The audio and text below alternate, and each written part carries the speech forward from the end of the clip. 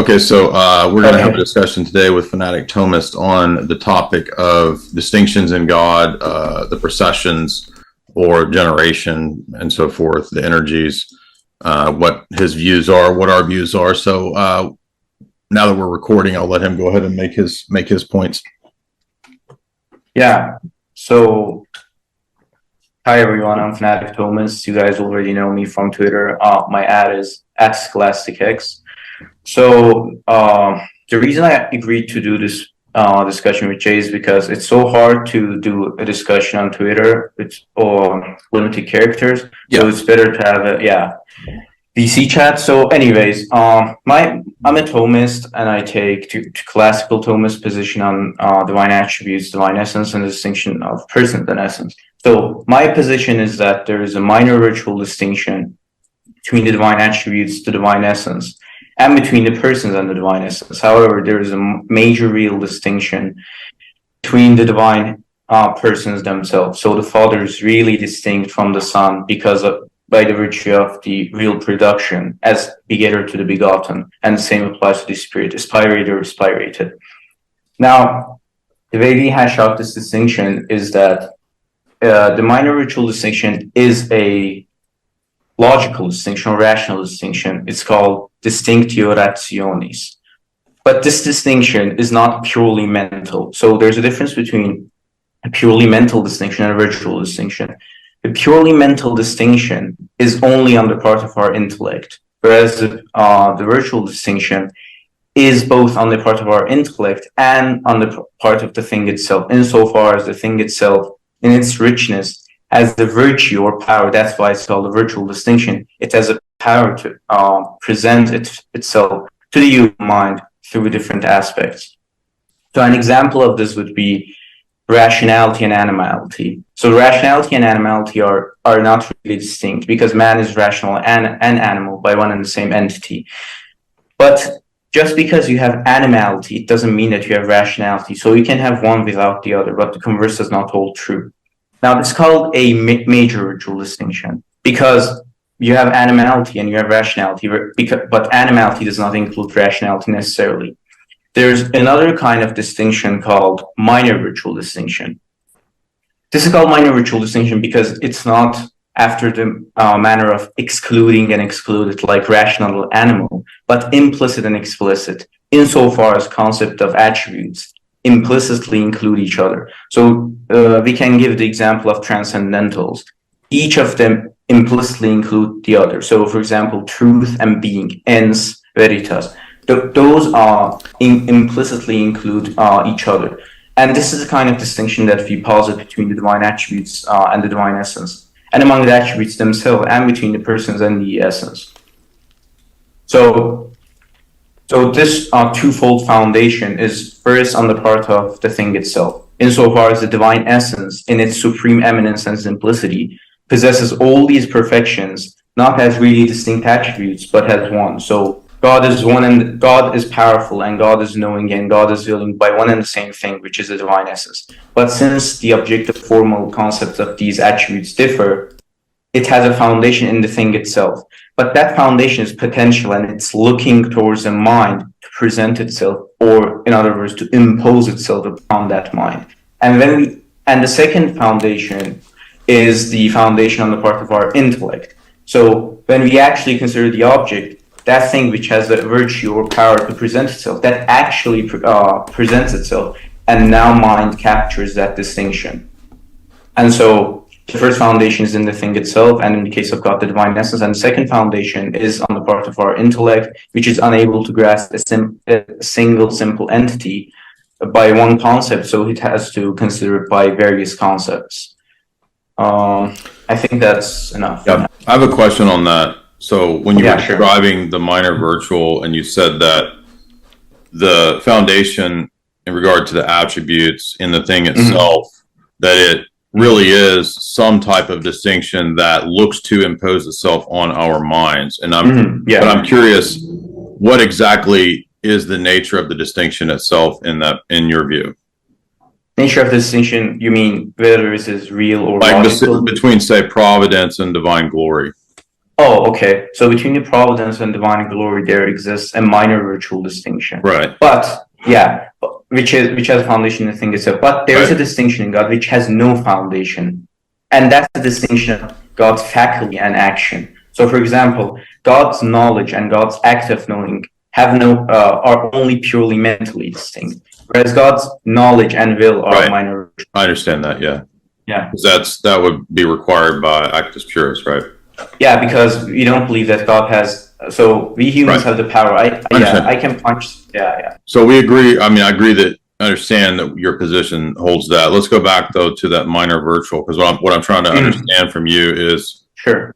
what exactly you said. There is a foundation in the thing itself. Yeah. And you listed two things. The first thing I heard you say was that it looks to impose that on our minds, and then secondly, our mind captures it. But what is the nature of the distinction, quad distinction, the thing in it? What is that distinction that is in the object? In the object. So we would say that the real virtual distinction is a real distinction, not in the sense that minor virtual. Yeah. What is I'm describing minor virtual. Minor virtual distinction is a real distinction because it exists in the thing itself. I know. What is the nature of that distinction? Yeah. So he's asserting that, and I want to know how he knows that. How can he actually say these things? Right. I know that's the Thomist position. We understand that the attributes are minor virtual distinctions. I'm going to explain that. It's real distinction in the thing itself, but it's not real as having diverse realities contained in it. But yeah, which we already know. So he's again just stating the Thomist position that in God, providence, glory, and love are not actually distinct. They're only distinct in our conception. So it's not okay. So it's not a diverse reality. So it's not. Yeah, it's one and the same reality. Right. Yeah, of course. In your terminology. So minor virtual is essentially still conceptual, but you're saying that it has a basis in the thing itself, but you can't. But what is the basis in the thing itself? Yeah, the basis is its eminent simplicity, which okay. So simplicity though is not a basis for distinction. No, I'm saying that. Yeah. The basis is in the divine essence, which is simple. It contains all these perfections. But since those perfections have different objective formal concepts, they cannot be identified in concept with each other. So there's a foundation in the thing. I understand. So, but you said that in the thing itself, there is a basis for the distinction. But by basis, you're saying the basis is in our head virtually, right? No. There's a twofold basis in the thing itself and in our mind. What is the nature of the basis of the distinction in itself, in the thing itself? I just told you. What? It's the power which can present itself to the mind. Because that's something directed towards us, and you're saying that it's in the thing itself. So this amounts to not any kind of distinction. Yeah, not a real. And so it's not a distinction at all. No, it's a virtual distinction. I'm telling you that it's not a real distinction in the sense that you have it. Yeah, we agree on that. That's not real, but in the sense of when we delineate the attributes themselves. I know what the position is. That's what I've always said the position is. So the question then is, would you then say that divine glory is identical to divine providence? It's identical materially, not formally. Well, so wait, in God, there's material and formal distinctions? No, material and formal distinction is basically identity that works in everything. Man and everything. But hold on. We're talking about in God. Yeah, in God, of course. So there's a material identity in God, which means that identity in reality, but there's not a formal identity, meaning that so again, so there's a conceptual distinction between divine glory and divine providence, but in reality, they're not distinct. In reality, as in material identity, yes, they're not distinct. That's what I've been. Yeah. Okay. So are they both? If you said that, then you're wrong. But you're right. Yeah. Go on. Are they both eternal? The providence and glory. Mm-hmm. Providence, insofar as it is considered as an act of intellection and volition, yes. Insofar as it's concerned execution, no. Oh, so God has not actualized all of his capacities. No, look, God is always in second act. Only thing that begins to exist is the effect. So he actualizes all capacities. Meaning that he has to. Meaning that create there's no everything. distinction between first and second act in God in your view. What do you mean by first and second act? Because What Aristotle means, what you just said. Okay. God is no, always okay, you okay. said he's always in second actuality. Yeah. Okay. First actuality is the Sure, sure. capacity. Second But- actuality is the actualization of that capacity. Sure. So first act is active power, right? Right. Yeah. And the Well, second or act right is kind action. of right kind of capacity. Yeah, sure. Yeah, sure. So the second act is action, or Right. actualization of that power, right? Right. Pure act. So you would say that, yeah, exactly. Right. So I'm glad that we agree that pure act means God is always in second act. Right. We agree there. Okay. Yeah. I don't. That's not my position, but that's what. No, I know. That's Yeah. what I understand the Thomist position to be. So there's you say no unactualized capacities in God, right? Yeah. Because he would be Because imperfect then on your God- system. Yeah. Okay. So Yeah. divine providence is not eternally actualized, or is it? Insofar as it is an entitative act, it's always eternal. Insofar as there's an execution of the effect, no, it's Oh, how can you have the action of divine providence, but there's no execution of that act? Sure. So let me give you an example of creation, which will make it easier. So we have creation. We believe that creation, considered as an act, is eternal. So God never began Yeah, to that's create. not true. Yeah. No, I'm saying my position. Right. And I'm saying that that's not biblical theology. Because I'm saying that if you consider that, it would lead to eternal creation. It would lead to the origin's position. Okay, you can think that, and I'm disagreeing. I'm just laying out my position. I thought we were here to lay out our positions. I'm listening. Okay, so creative action, considered as an action, is eternal. Considered in its termination. How did which is creative action in God? That's not eternal. Okay, how does God act to create, but it Yeah. doesn't eternally affect that action? Yeah, sure. So because God's a volitional agent, and volitional agent determines not only the conditions of the effect, but also its time. So God from all eternity wills that this effect takes place, like, let's say in 2000. Yeah, but that's not answering the question. That's just stating the difference between eternity and time, and that you think that there's cause and effect. I'm asking how it's possible in the metaphysical scheme to be consistent, to say that there's an eternal realization of providence that doesn't have an eternal corresponding, what corresponds to that. No, this is what you're confusing. Realization insofar as Well, I the know act you is make that true. distinction, but it doesn't, Yeah. because now providence doesn't make any sense, because you've equated providence with divine glory and all these other attributes. Okay, so you think that God didn't always have a plan before creating? The plan is not identical to the execution. In your system, it is. Exactly. It's not. I'm saying that it's not. Execution. Yeah, but is that's not why identical. you need a distinction between essence and energy.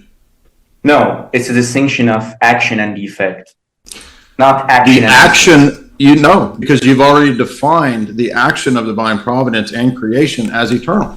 Therefore, the effect must be eternal. No. Consider it as an act, not as an effect. There's a No, distinction. I'm saying that's between act and effect. inconsistent. The No, it's action, not, because- how does God eternally act to create, but there's not an eternal corresponding effect of that? Okay, are you done? Yeah. Okay. Is God's Then we- essence necessary? Yeah, God's essence is necessary. Okay. Are the other attributes necessary? Every one of attributes are necessary. So creating is necessary. Consider it as an act on the part of God. We call it entitatively necessary. Permanently, it's free. That's origins. Entitative- You know that's origins. No. It's Yes, it not. is. Allow me to explain why. All you do is interject a distinction. No, The distinction is because- inconsistent. Because that's not. If you don't want to hear our position, then why are we having? No, I understand that's the Thomist position. I've always understood that. When I left it, I understood that's the position. And I'm saying that's inconsistent. You're just saying Okay, that. no. You're just saying, but the effect is created. You have a created effect of an eternal action.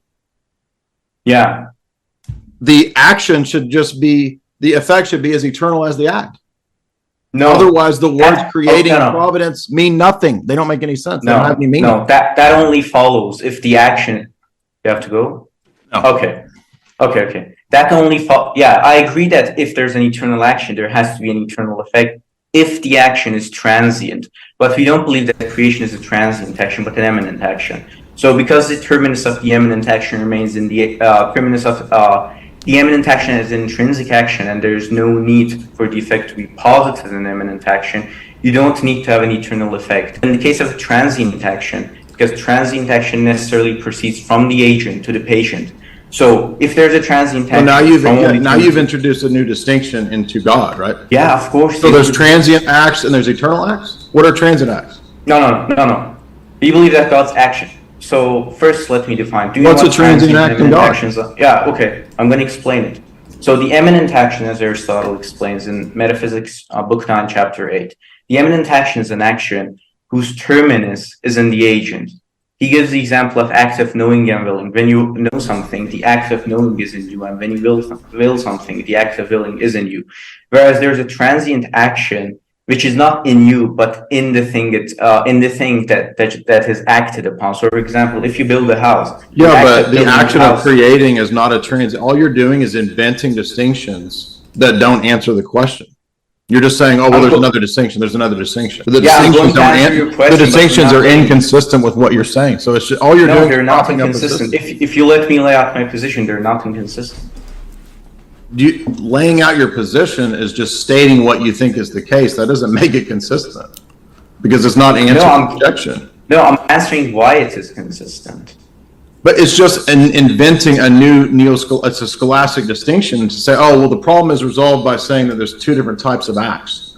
And all it's doing is restating by saying there's a transitive versus a non-transitive act. It's restating the very original question, which was, how is the action of God, which is eternal, directed towards creation, not affecting eternal creation? And you're saying, well, because there's transitive acts and there's imminent acts, right? That's what I'm trying to explain. And that distinction is just another kicking the can down the road. It doesn't answer the objection. You're saying you can invent these distinctions all day long, but they don't answer the objection.